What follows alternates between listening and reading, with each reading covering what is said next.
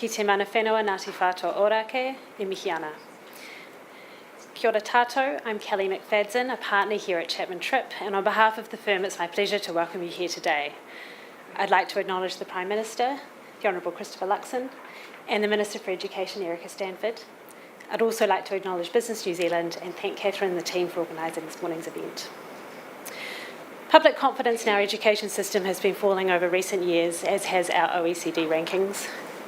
Our world has changed and continues to change, and with it, the education needs of our children and young people. There are widespread concerns, including from businesses and employers, that our education system is no longer as fit for purpose as it needs to be to best set up our children and young people for success in New Zealand and the world. So, Minister, we're very interested to hear what you have to say today, and I acknowledge your passion and obvious dedication to the education portfolio. Before I hand over to Catherine Rich, there are a couple of housekeeping messages I must cover. The bathrooms are located out past reception towards the lift, and there's a door on the right-hand side. In case of emergency, where we need to evacuate, our wonderful front of house team here will assist you, and the nearest fire exits are opposite the bathroom doors on the left. And in a tsunami warning, I think we're okay here on the 34th floor. So our next speaker is Business New Zealand Chief Executive Catherine Rich. Catherine has spent many years championing New Zealand business, both domestically and internationally. And Catherine's leadership of Business New Zealand focuses, among other things, on advocating for policies that support economic growth and sustainability. And I think we can all agree a strong education system is the bedrock from which those policies can be successful. So please join me in welcoming Catherine Rich, Chief Executive of Business New Zealand.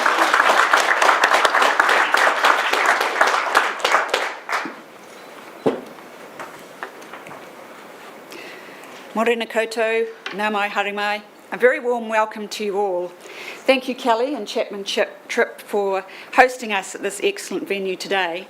It's a pleasure to welcome you all on behalf of Business New Zealand to this important gathering, one that brings together leaders from business, education and government, united by a shared commitment to the future of education in New Zealand. Let me begin by acknowledging the Prime Minister, the Right Honourable Christopher Luxon, Minister of Education, the Honourable Erica Stanford, Secretary for Education, Alan McGregor-Reid, Chief Executive of the EMA, John Fraser-McKenzie, Patrick Gale, Principal of Rangitoto College and Chair of the Advisory Group, and a special welcome to the many other education leaders with us today. Your work builds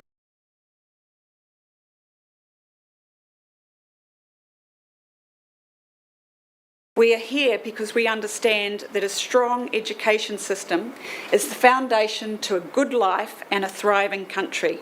At Business New Zealand, we often speak about productivity, innovation, and economic growth, but all of these things are only possible when we have a well-educated, highly skilled population.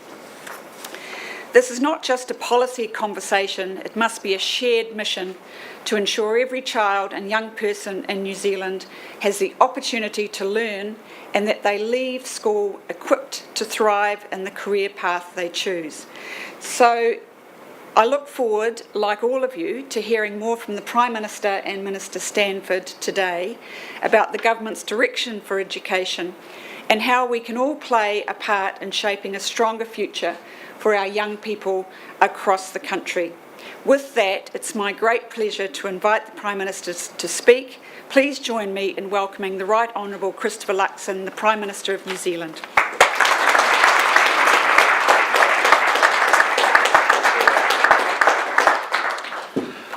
Well, ka nui te mihi kia koutou, kia ora, good morning everybody. Can I just say thank you for being here. Can I just say a big thank you to Catherine and all the Business New Zealand team and also to all the Chapman Tripp team for so generously hosting us here today.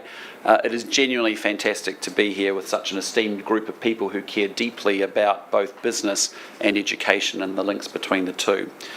Look, I don't think it will be a surprise to anybody in the room that our government has one overarching priority, and that is to grow our economy, to create jobs, to lift wages, and to help all Kiwis be able to get ahead. And while things are still tough for a lot of Kiwis, our economy is starting to head in the right direction. Inflation is easing, interest rates are falling, farmer and business confidence is lifting, and tourism is recovering. And as a government, we are backing the things that keep New Zealand moving and growing, and that means farming and tourism and innovation and more exports and infrastructure through building more roads, schools and hospitals. But the real engine room of our economy is our people, and that starts with our children and ensuring each and every one of them gets a great world-leading education so that they can access the higher paying jobs that exist into the future.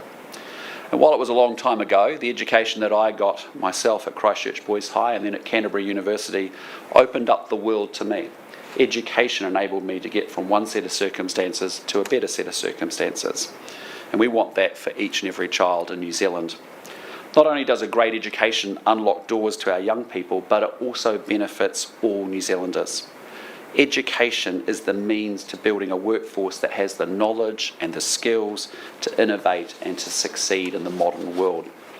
The kids of today are the ones who will be building tomorrow's roads of national significance or finding the breakthroughs to help our farmers lower emissions.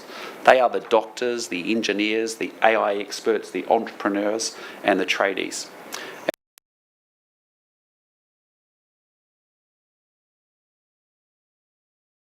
Today.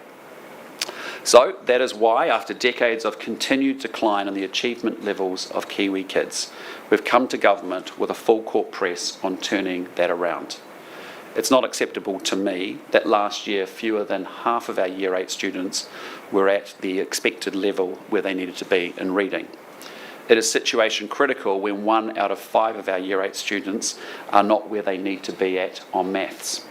So that's why under our government, primary school children are now spending an hour a day on maths, reading and writing each. That's why we've banned cell phones and introduced a new curriculum with structured literacy and mathematics, explicit teaching that gives our kids the best opportunity to learn. It's why we've introduced phonics checks and clear and concise reporting to parents, and it's also why we invested a record $700 million into support for children with additional learning needs and put an end to open plan classrooms. Our Education Minister, Erica Stanford, has been doing a fantastic job, and I'm absolutely thrilled to be with her today to announce our next step to ensuring that our kids are equipped with the skills that they need to succeed. Today, the government is announcing that we are proposing to replace NCEA with a new national qualification that better ensures our young people are ready to take on the world. As a parent, I'm familiar with the challenges of NCEA. The evidence shows that it's overly flexible, can be hard to navigate, and it doesn't always deliver the consistency or clarity that students and employers need to grow. Although well-intentioned, the heavy flexibility in how students can go about attaining the qualification is too often not preparing them as well as it could be for life beyond school. Too frequently, students are choosing subjects simply because they are easier to pass rather than developing the skills we know they need to have the biggest impact on their and New Zealand's future. We want to change that, and our young people deserve the very, very best. We need them learning the core skills to leave school confident and to help them to succeed and contribute to the economic growth and higher paying jobs that we are ruthlessly chasing as part of our longer term economic plan. The power and the potential of any economy is commensurate to the capabilities of its people. And that's why the education of our kids is a priority for our government, and that's why we are determined to make a difference. With that, I want to hand over to our excellent Education Minister, Erica Stanford, to provide a little bit more information on the announcement this morning. Thank you.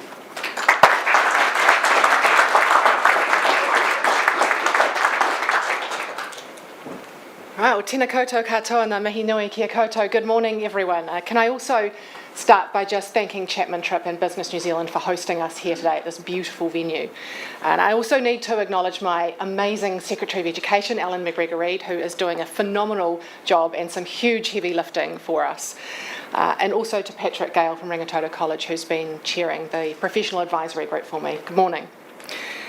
I also need to start by acknowledging all of the teachers and principals across New Zealand who work extraordinarily hard every single day to inspire our young people and do the very best for them so that they can reach their goals and dreams and live the life that they want. I owe those teachers and principals a huge debt of gratitude for what they've done for us so far in our reform package. As you'll know, last year we began a transformational journey to raise student achievement and to build this world-leading education system. And our work program has been defined by clarity and pace and a whole system approach to lifting achievement. Every government initiative, policy, investment has been part of a very deliberate, coordinated approach to system reform based on the 6 priorities I outlined when I became the Minister. And those 6 priorities have not changed. Now, the Prime Minister has spoken about how our bold education reforms have already begun to embed in our primary and intermediate schools after just 18 months. It's a phenomenal turnaround. And as they roll out, it's very important to look ahead to ensure that when our students reach secondary school, our national qualification reflects the very same high standards and high ambition. And today marks an important milestone in our plan to restore excellence to New Zealand's education system.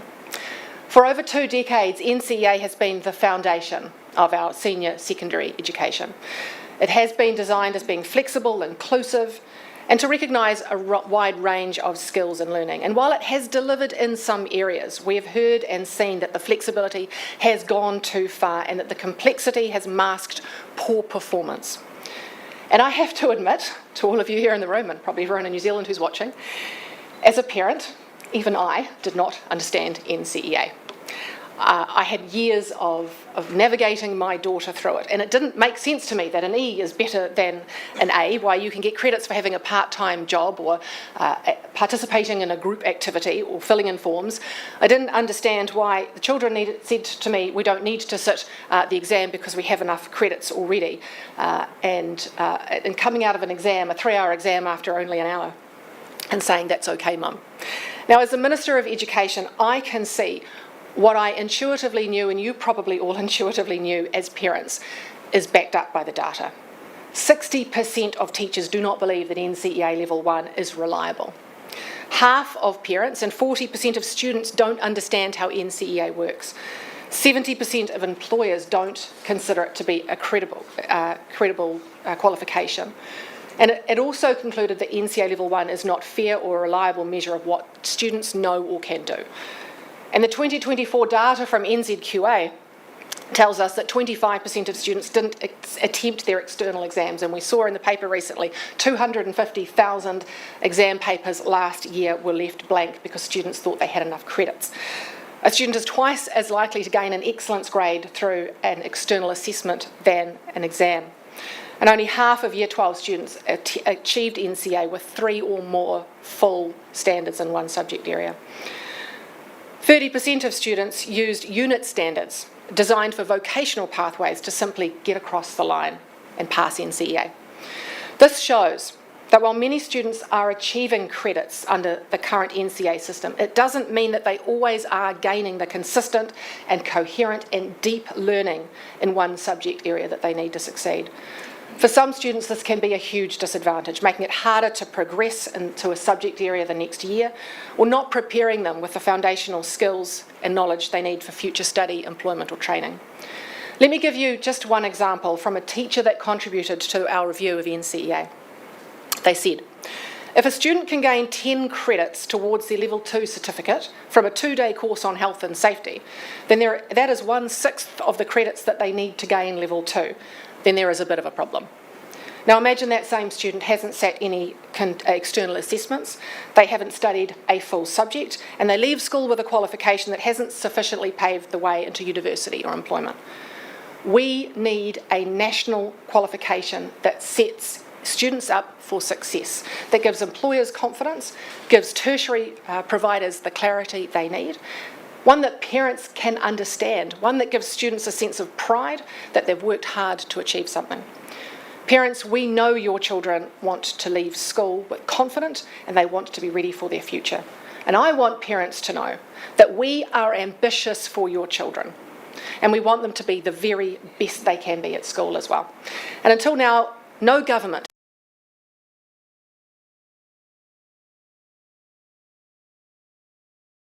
get the very best chance to succeed. And today we are proud to announce our proposal to replace NCEA. We are proposing to remove NCEA Level 1 and replace it with a foundational skills award focused on literacy and numeracy. We are currently one of the only countries that we compare ourselves to that has 3 years of high stakes exams. As a result, students will be able to spend year 11 focused on that deep subject learning and the rich experiences that will prepare them for year 12 and 13. Mastering the basics is non-negotiable, no matter what ambitions or career paths students have in mind.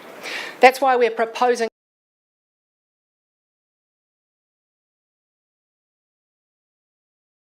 many schools, but not all. The foundational award will be designed to ramp up into new qualifications at year 12 and 13. While the intention would be for students to stay until year 12, the foundational award will provide the potential employers the sense of a school leaver's knowledge in those fundamental areas of literacy and numeracy. We're proposing, to replace Level 2 and Level 3 with a New Zealand Certificate of Education, the NZCE, and Year 12, the New Zealand Advanced Certificate of Education, or NZACE, at Year 13. Students will be required to take a minimum of 5 subjects and be able to pass 4 to achieve the qualification. Both qualifications will be clearer, simpler, and importantly, they will be internationally comparable and benchmarked. We're also proposing to introduce a subject-based approach. This means students will be assessed on their understanding of whole subjects, underpinned by a refreshed, knowledge-rich, internationally benchmarked and consistent national curriculum that students will be assessed against, not a collection of standards. We want to make the new qualification far less complex so that everyone is clear where a student is at with their learning, what is required to access further study, training or work, and it's crucial that parents know how to help their children and guide them to understand how they're progressing, because parents can't help their children with their grades when they don't understand them. That's why not achieved, achieved, merit and excellence will go. Instead, each subject will have an internal and external assessment that add up to a mark out of 100. And those assessments will align with grades of A, B, C or D. Fancy that. For example, 2 internal assessments and 2 external assessments, for example, with 25 marks each. We want there to be more coherence, more consistency and more clarity of what students know and can do. What I'm really proud of in this announcement are the vocational pathways. Vocational pathways are absolutely crucial. We have to raise the status of vocational education and training pathways in New Zealand. We want them to be seen on par and just as important as academic pathways. We are producing the next master builder, the next expert tradesperson, the next highly skilled automotive engineer or innovator of agri-tech of the future. Now, our economy runs on skilled tradespeople who are masters of their trade, and VET pathways at school must be strengthened. And we know that industry knows best, and that's why we're proposing to work with industry and trade through the industry skills boards to design very coherent packages of learning and assessment that align with industry and tertiary qualifications, making staying at school relevant for every child, no matter what their career pathway. A student, for example, may sit building and construction subject A and building and construction subject B, each subject made up of a set of highly relevant skills and standards determined by industry. They may also sit English, maths and music to give them their 5 subjects. As you can see, it is totally integrated. More meaningful VET pathways will see students engaged with their learning and staying in school longer. And working with industry will mean that employers, they can trust that students are well prepared for a future career with them. And we want to make sure that our national qualification opens doors for every young person, whether they're heading into trade, university or straight into work. Let me be clear about what is not changing.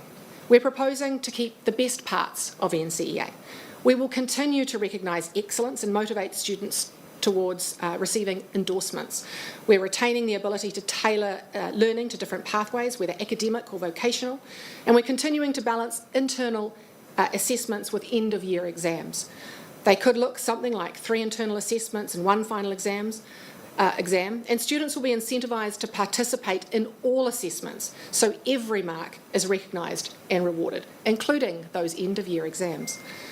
We're removing the guesswork, we're removing the confusion, and we're removing the risk that a student can leave school with a qualification that doesn't set them up for life beyond school. As I've said, the proposal has been led by some of the country's finest principals. I'd like to sincerely thank my professional advisory group for the work that they've done and the advice that they have provided me over the last 10 or so months. Special thanks to the group's chair, Patrick Gale, who will say a few words shortly. Students who are currently in Year 9, like my son, will continue to receive secondary schooling under the old curriculum and be assessed under the old NCEA Level 1, 2 and 3. Students who are currently in Year 8, in their last year of intermediate, will begin to receive the new curriculum learning from 2026 next year and will be assessed under the new award and the new qualifications. This very careful phasing and staging will give teachers the time they need to implement the new curriculum and the new qualifications well. And I know parents of Year 8 students will be thinking that their children will be the first cohort under the new proposed qualification. And I want to assure those parents we are planning for a successful, carefully phased and staged implementation. We will work closely with the subject principal and teacher associations to ensure everything is in place for 2028. Sector input is going to be vital to get this right. We're building a qualification system that sets up very high expectations and provides support to meet those expectations, one that values both academic and vocational learning, and one that prepares our young people for a very rapidly changing world. Every student deserves a chance to succeed and gain a qualification that is regarded both here in New Zealand and around the world. We're making sure that every student, regardless of background, has that chance to succeed here and on the world stage. This change is about ambition. It's about raising achievement, and it's about better outcomes for our young people. Parents, I know you are ambitious for your children, and so are we. For the next 6 weeks, consultation is open. We want to hear from as many people as we possibly can, and I encourage everyone to read it and have your say, because this is very important. Education is the great equaliser, and it is the greatest protective cloak that we have to wrap around our young people. And if we want a strong, productive economy with high wages and high standards of living, we educate our kids. If we want to reduce benefit dependency and intergenerational cycles of poverty, we educate our kids. If we want the entrepreneurs, the tech experts, the climate and rocket science of the future, we educate our kids. Your means should not determine your destiny, and a strong, consistent national qualification sets our kids up for success and a better life. This is our opportunity to shape our country's future, and doing nothing was never an option. This change is bold, but it is needed, and we will deliver as we have been in education. Nō reira, tēnā koutou, tēnā koutou, tēnā koutou katoa.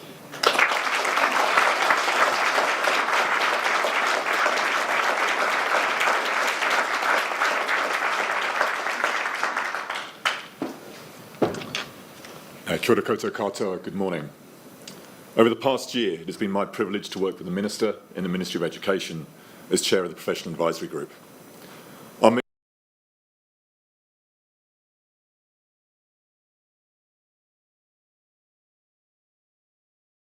guidance on the proposed new national qualifications. Our group was intentionally diverse, made up of highly respected principals and educational leaders from every corner of New Zealand. We came together with a shared understanding from within the sector that the current NCA system, despite the best of intentions, has significant flaws that need to be addressed. A credible, consistent and coherent national qualification pathway that is driven by the curriculum will mean that we can have faith that our students will leave school for a variety of employment and tertiary pathways with their skills and knowledge they require to be successful in their lives. To achieve this, the Professional Advisory Group, alongside the Ministry, NZQA and ERO, conducted a detailed evaluation of our current system. And then we cast our net wide, gathering research of best practices from high-performing educational jurisdictions from across the world. The result is a proposed New Zealand qualification grounded in the very best of local and global educational practice. This has been a genuinely sector-led approach, It allowed us to be involved in these pathways and qualifications from the ground up. We understand that clear, cohesive pathways are required for students, and that qualifications gained must incentivise and celebrate learning, with credibility and integrity required to be built into the system. We acknowledge that our current system has led to inconsistency in schools, and it's been difficult for those outside of the secondary classroom to understand. We hope the proposals released today will be an end to questions of, is this worth credit, sir? And an end to students choosing not to turn up to exams and assessments. We equally hope that it will be a significant step forward to solving the wider problems within our system.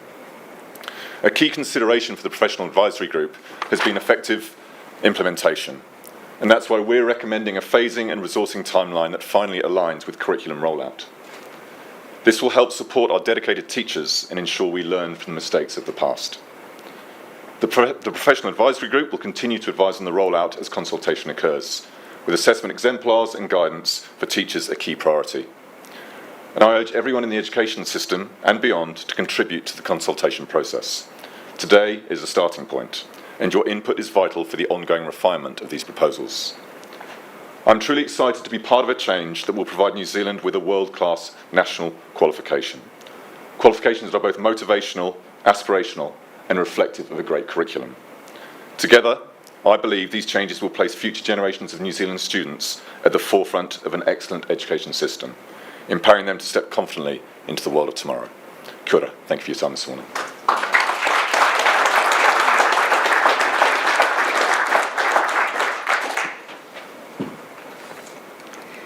Thank you, Patrick. Thank you, Prime Minister Christopher Luxon, for your leadership and commitment on this important initiative. Thank you, Minister Stanford, for your vision to drive and bring this work forward. Can I thank you as a business representative and as a parent and as a grandparent. Thank you to others here today. I'd again like to acknowledge the work of Alan McGregor-Reid, Secretary of Education, officials Nick Pohl, Chief Executive of the Education Review Office, Grant Clinkham, Chief Executive of NZQA, and all the officials who have worked tirelessly behind the scenes to bring us to this day.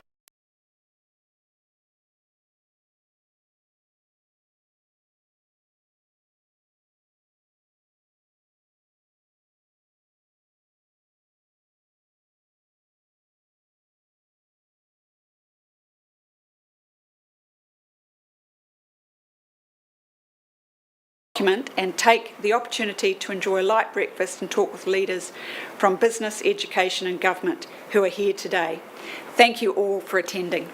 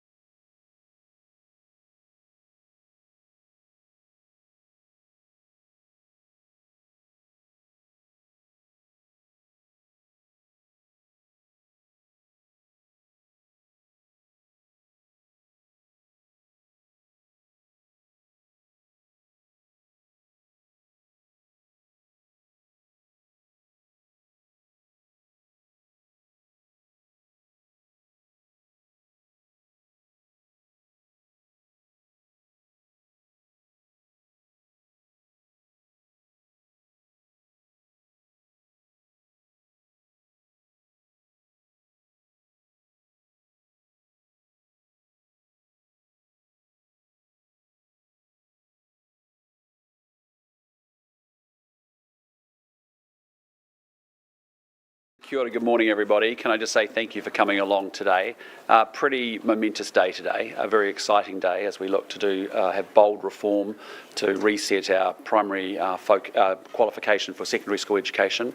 As you know, when you take a step back and look at what drives a higher standard of living, it comes back to one of those key things as a world-class education system, and so that's why the reforms that we've announced today are incredibly exciting as we do everything we can to make sure our kids are set up for success, to access the higher paying jobs that are out there in the world that we want coming to New Zealand into the future. There is nothing more important than getting our kids off to a great education. That's what's going to drive our future economy, and more importantly, it's what drives their future for themselves personally. With that, we're happy to take your questions. How will school change for students going through the new qualification? Erica, talk. Thank you. Well, the very first cohort will be the year 8s this year, or the old Form 2 at the end of intermediate. So they can expect next year to be learning from the new, refreshed, internationally benchmarked, nationally consistent curriculum, which will set them up. It'll give them 3 years of this new curriculum before they hit their national qualification in year 12. Are you going a bit old school with this? Well, I think one of the things to note is that we moved to a standards-based assessment qualification and nobody followed us. So if you look at all of the qualifications around the world of the countries we want to compare ourselves to because they are high-performing, they don't do that, and it has led to that immense flexibility which has really masked the decline. If you look at our international PISA rankings, they have tanked. But if you look at NCEA, it's gone up. Now, those two things cannot be both true. And so I'm confident that what we have taken is the best, as Patrick Gale said, from around the world and created something that we can all be proud of in New Zealand. How unacceptable is NCEA as it is? Look, NCEA is still a credible qualification. My daughter is in year 13, she's doing it. My son is going to be the last cohort to go through. They are choosing to do NCEA. They could do it their school IB, but they're choosing to do it. It is still a credible qualification, but it can be so much better if we want our kids.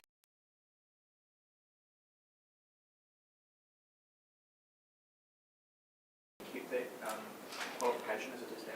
We started with everything on the table with the professional advisory group, but the structure of the qualification with the standards-based assessment, it makes things really challenging.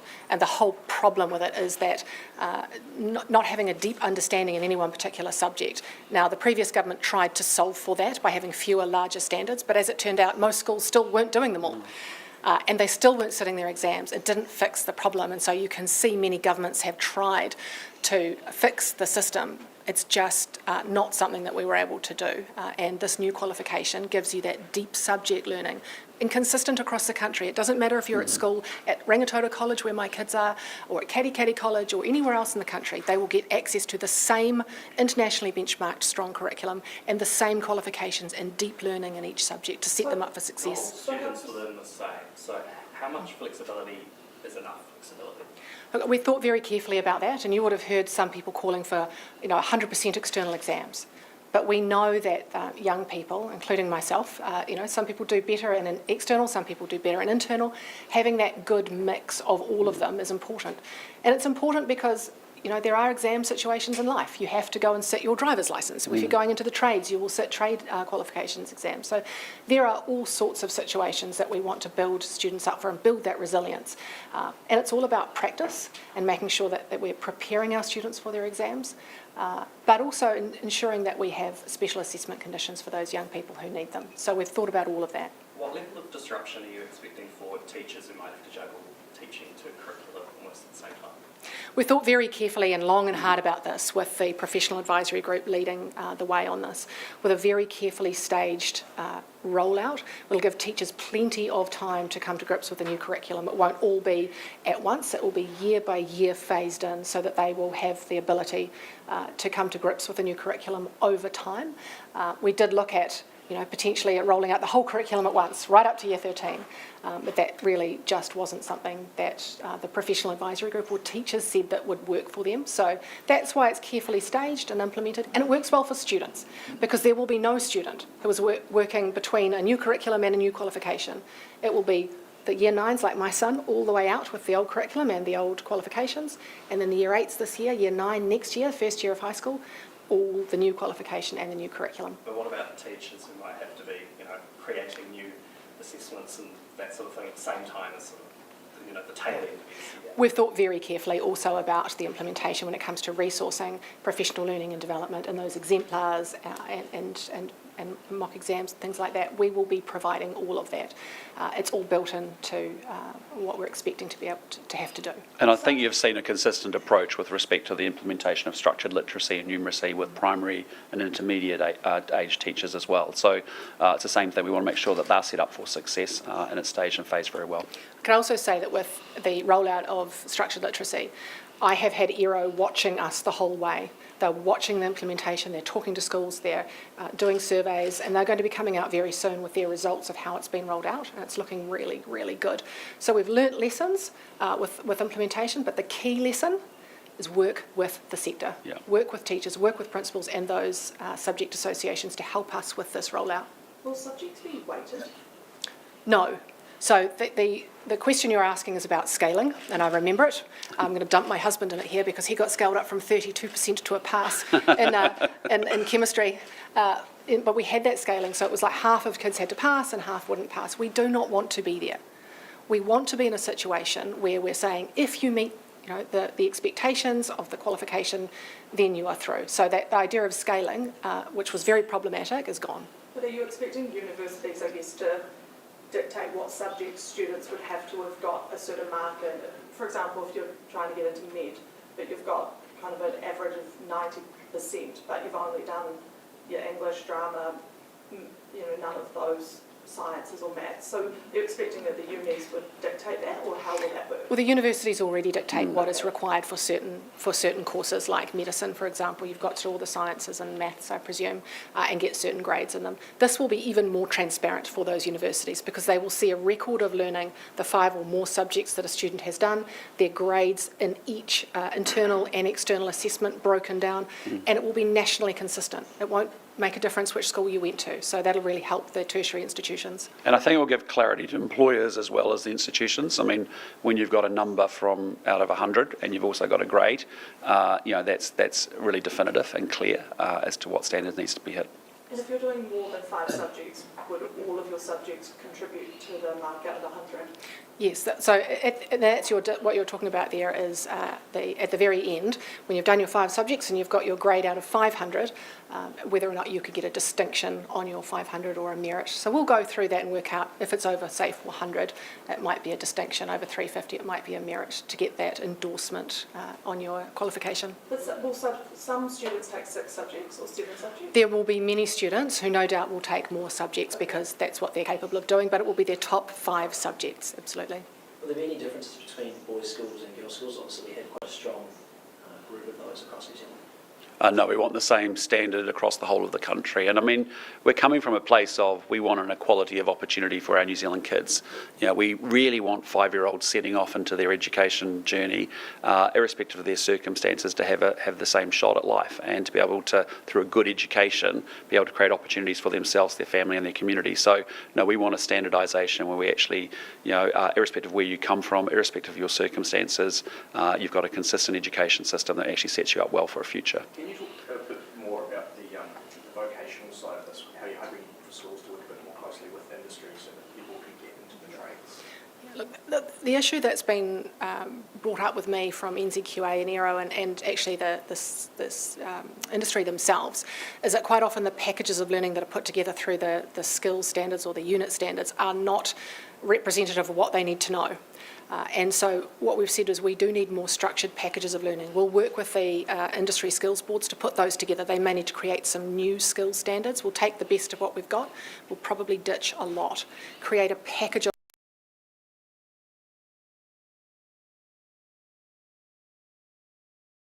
with the polytechs and private training organisations and those industry skills boards to make sure we get this right. This is what happens now. So I've been working very closely with Penny Simmons on this, but we want every school in New Zealand to offer those trades pathways and that they are really robust and that they mean something and that they're useful for those young people. At the moment, I think it was 50% of the young people who left vocational pathways from school said it wasn't relevant to what they did in their job, so that needs to change. That you're running courses that kind of irrelevant for kids under NCEA. Yeah, well, that's a good question. I'm here to fix it. You don't know? Well, I think, look, successive governments have tried to tinker with it, right? And they just haven't had the... And I think that's why it needs a reset now, right? I mean, I'm actually very excited about the vocational pathways piece, because if you go to, say, for example, Switzerland, you can actually see, the high calibre of things like master builders or expert electricians and plumbers. Those are the real expertise that's needed in each of those trades is really important. And if this, getting high school set up right, linking it and joining it up with what we're doing in the polytechnic and the vocational education space is really important. And I think it's pretty exciting for kids who want to go down a vocational pathway as much of those going down an academic pathway. The teacher workforce there, they're qualified. Do we have people there ready to... That's why we have to partner with the Polytechs and the industry standards boards, training boards, and the PTEs as well.